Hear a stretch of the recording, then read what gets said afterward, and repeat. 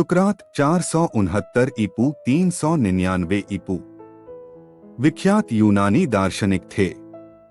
उनके बारे में कहा जाता है कि वह एक कुरूप व्यक्ति थे और बोलते अधिक थे।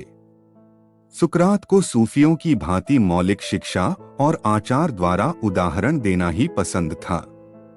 सूफियों की भांति साधारण शिक्षा तथा मानव सदाचार पर वह जोर देते थे और उन्हीं की तरह पुरानी रूढ़ियों पर प्रहार करते थे। सुकरात ने कभी कोई ग्रंथ नहीं लिखा।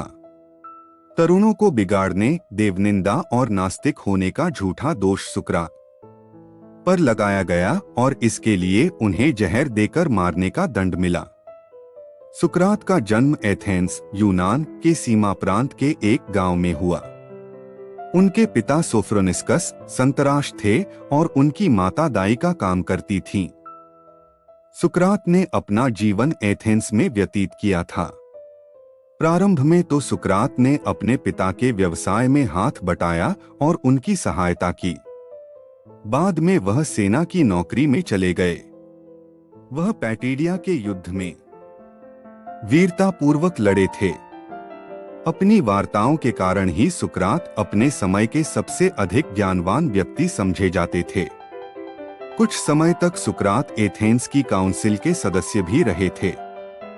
वहां उन्होंने पूरी ईमानदारी और सच्चाई के साथ काम किया। उन्होंने कभी भी गलत का साथ नहीं दिया।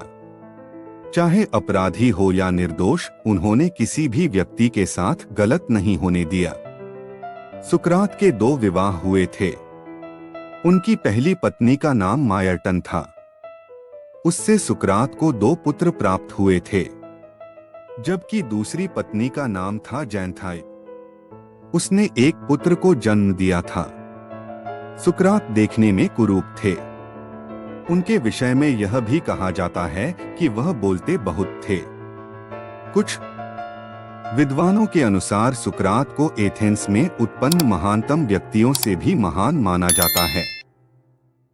सुकरात एक उच्च कोटि के मनीषी तो थे ही, वह 100% ईमानदार, सच्चे एवं दृढ़ संकल्प वाले व्यक्ति थे। वह धर्म के संस्थागत रूप को न मानकर धर्म के सैद्धांतिक पक्ष को मानने वाले थे। उनकी मान्यताएं ईसाई धर्म की मान्यताओं के निकट थीं। सुकरात सुबह ही अपने घर से निकलकर लोगों को उपदेश देने के लिए निकल पड़ते थे। वह लोगों को सच्चा तथा सही ज्ञान प्रदान करके उनका सुधार करना चाहते थे। सुकरात को सूफियों की भांति मौलिक शिक्षा और आचार द्वारा उदाहरण देना ही पसंद था। वस्तुत उनके समसामयिक भी उसे सूफी समझते थे। सूफियों की भांति साधारण शिक्षा तथा मानव सदाचार पर वह जोर देते थे और उन्हीं की तरह पुरानी रूढ़ियों पर प्रहार करते थे। वह कहते थे, सच्चा ज्ञान संभव है, बशर्ते उसके लिए ठीक तौर पर प्रयत्न किया जाए। जो बातें हमारी समझ में आती हैं या हमारे सामने आई हैं, उन्हें तत्संबंधी घटनाओं पर हम परखें। इस तरह अनेक परखों के बाद हम एक सच्चाई पर पहुंच सकते हैं। ज्ञान के समान पवित्रतम कोई वस्तु नहीं है। बुद्ध की भांति सुकरात ने कोई ग्रंथ नहीं लिखा। बुद्ध के शिष्यों ने उनके जीवन काल में ही उपदेशों को कंठस्थ करना शुरू किया था, जिससे हम उनके उपदेशों को बहुत कुछ सीधे तौर पर जान सकते हैं, किंतु सुकरात के उपदेशों के बारे में यह सुविधा नहीं है। सुकरात का क्या जीवन दर्शन था, यह उनके आचरण से ही मालूम होता है, लेकिन उनकी व्याख्या भिन्न भिन्न लेखक भिन्न भिन्न ढंग से करते हैं। कुछ लेखक सुकरात की प्रसन्नमुखता और मर्यादित जीवनोपभोग को दिखलाकर कहते हैं कि वह भोगी थे।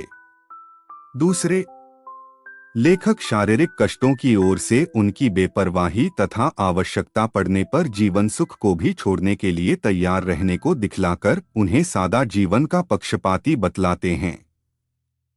धर्म संबंधी भ्रामक प्रश्नों का उत्तर देने के लिए उन्होंने प्रश्नोत्तर प्रणाली का प्रयोग किया और 99 ईसा पूर्व में सुकरात के दुश्मनों को सुकरात को खत्म करने में सफलता मिल गई। उन्होंने सुकरात पर मुकदमा चलवा दिया था। सुकरात पर मुख्य रूप से 3 आरोप लगाए गए थे। प्रथम आरोप यह था कि वह मान्य देवताओं की उपेक्षा करता है और उनमें विश्वास नहीं करता। दूसरे आरोप में कहा गया कि